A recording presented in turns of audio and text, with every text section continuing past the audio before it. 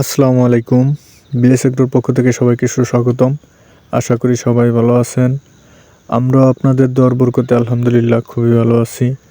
তো আজকে একটা গুরুত্বপূর্ণ তথ্য আপনাদেরকে দিতে যাইতেছি। সেটা হচ্ছে যে আমরা যারা পেঁয়াজের চারা রোপণ করে থাকি বা ধানের চারা রোপণ করে থাকি, তাদের জমিগুলা কী ওষুধ প্রয়োগ করার মাধ্যমে আগাছামুক্ত রাখে এবং কী ওষুধ প্রয়োগ করলে আগাছা হয় না, সে বিষয়ে আপনাদেরকে বিস্তারিত জানানোর চেষ্টা করবো ইনশাল্লাহ।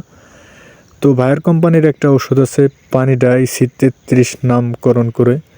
তো ওষুধটা হচ্ছে যারা পেঁয়াজের চারা রোপণ করি বা ধানের চারা রোপণ করি, যদি আমরা পেঁয়াজের চারা রোপণ করার পরে যে পেঁয়াজ জমিতে বেঁচে যাওয়ার জন্য একটা সেচ দিয়ে থাকি, তো সেচ দেওয়ার পূর্বে এবং পেঁয়াজের চারা রোপণের পরে এই ওষুধগুলো আমরা সুন্দরভাবে স্প্রে করে রাখি, যাতে করে বীজযুক্ত যে ঘাসগুলা জমিতে হয়ে থাকে, সাধারণত বীজযুক্ত যে ঘাসগুলো হয়, শ্যামা বলেন, পানিযুক্ত যে ঘাসগুলো আছে ওই সব আসলে জমিতে হয় না।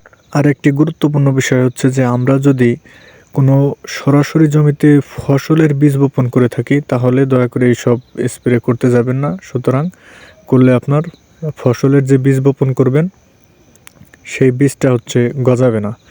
এটা হচ্ছে এমন একটা ওষুধ যে ঘাস বলেন বা ফসলের বীজ বলেন, সেটাকে কার্যকারী ক্ষমতা নষ্ট করে দেবে। সুতরাং ফসলের বীজ যদি বপন করেন জমিতে, এই ওষুধ দেওয়া যাবে না। আর এই ওষুধটা হচ্ছে বীজযুক্ত যেসব ঘাস আছে সেসব গজাইতে বাধা দেয় বা নষ্ট করে দেয়, এবং কাঠামোযুক্ত যে ঘাসগুলো আছে, যেমন ধরেন মালংস, তারপরে হচ্ছে দুর্বা ঘাস ইত্যাদি, যেই সব ঘাস কাঠামো থেকে হয় ওই সব ঘাস আসলে জন্মাইতে পারে। আর বীজযুক্ত ঘাস জন্মাবে না। সুস্থ থাকবেন, ভালো থাকবেন, আর আমাদের ইউটিউব চ্যানেলটিকে অবশ্যই সাবস্ক্রাইব করে দিবেন। খুদা হাফেজ।